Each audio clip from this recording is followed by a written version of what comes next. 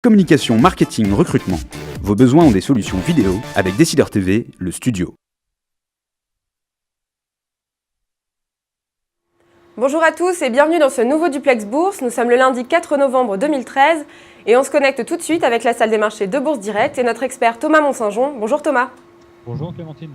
Alors c'est un très beau mois d'octobre qui vient de s'achever pour le CAC avec de nouveaux plus hauts atteints la semaine dernière. Est-ce que vous pouvez nous donner un petit peu plus de précision ? Oui, bien sûr. Donc le CAC a atteint des nouveaux records, record de 5 ans la semaine dernière. On a atteint 4309 pour terminer le mois d'octobre avec une performance positive de 3,78%. Ça nous fait un peu plus de 18% de hausse depuis le début de l'année.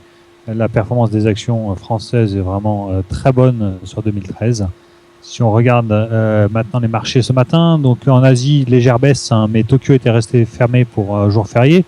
On a eu quelques indices macroéconomiques qui sont sortis. L'activité manufacturière en Chine qui a progressé un peu plus qu'attendu à 51,40. Et ce matin, en France et en Europe, les immatriculations de voitures neuves en France, d'abord, poursuivent leur rebond sur le mois d'octobre. Et l'indice Communication, PMI marketing, des directeurs d'achat vos besoins ont des solutions vidéo avec supérieurs aux Décideur TV, attentes au le niveau studio. européen et légèrement inférieurs au niveau français. Donc pour le moment, le marché continue sur ces niveaux élevés. On attend un nouveau relais maintenant pour poursuivre la hausse. Alors un petit mot maintenant sur l'analyse technique. Quels sont les supports et résistances que vous allez surveiller aujourd'hui Thomas ? Alors la tendance pour le moment reste positive tant qu'on reste au-dessus de 4244. Première forte résistance, et celle qu'on a testée la semaine dernière, 4000, zone 4302, 4309, avant d'envisager 4340.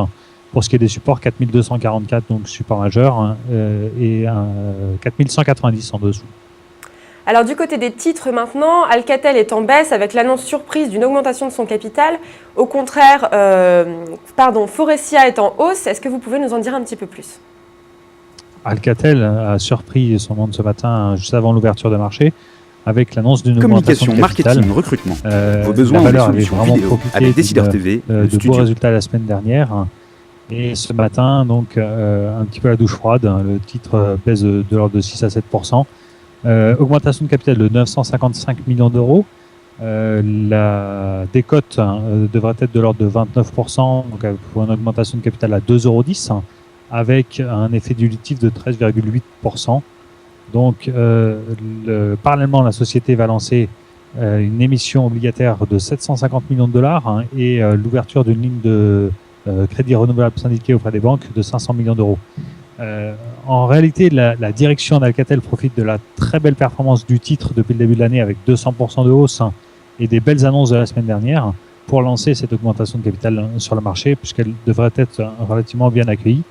Ça va renforcer le bilan de la société.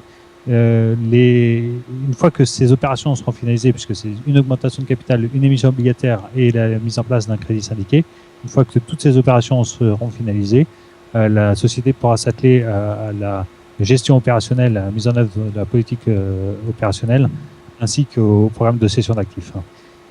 Pour ce qui est de Communication, Faurecia, marketing, à l'inverse, belle Vos besoins performance ont sur des le titre. solutions vidéo. L'action bénéficie d'une recommandation positive de la part de Natixis, avec un objectif relevé de 25 à 30 €. On assiste à une amélioration du marché automobile européen, l'arrivée d'un nouveau directeur financier, puis un aspect spéculatif sur la valeur, puisque Peugeot est actionnaire d'une grosse partie de Faurecia, et il peut y avoir une incertitude sur cette participation qui pourrait être vendue. Alors on termine du côté de Wall Street où on a de grosses échéances qui sont attendues cette semaine. Est-ce que vous pouvez nous expliquer un petit peu ce qui va se passer justement ? Alors, au niveau des États-Unis, le chiffre majeur se situera vendredi avec les créations d'emplois. Création d'emplois pour le mois d'octobre qui sont diffusées avec une semaine de retard. Communication, marketing, recrutement. Vos besoins ont des... On aura également une très grosse introduction en bourse, la plus grosse depuis Facebook, qui devra intervenir jeudi pour la première cotation donc, de Twitter. On connaîtra le prix de l'introduction mercredi soir, mais la première cotation devrait avoir lieu jeudi. Pour ce qui est des publications de résultats de sociétés américaines, 74% des sociétés du S&P ont publié. Les bénéfices sont plutôt bons, on va dire 68,5% supérieurs aux attentes. C'est légèrement supérieur à la moyenne. En revanche, en termes de chiffre d'affaires, les bonnes surprises ne concernent que 53% des sociétés, donc c'est un petit peu inférieur à ce qu'on avait l'habitude d'avoir aux États-Unis. Aujourd'hui, on surveillera simplement les commandes à l'industrie pour le mois de septembre, en hausse de 20% attendu. Ça ne devrait pas avoir une très, très grosse influence sur le marché. Très bien Thomas, merci beaucoup pour toutes ces précisions. On se retrouve demain pour un nouveau duplex. En attendant, très bonne séance à tous et à demain.